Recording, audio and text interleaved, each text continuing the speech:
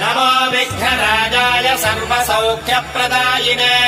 दुष्टदारिद्र्यनाशाय पराय परमात्मने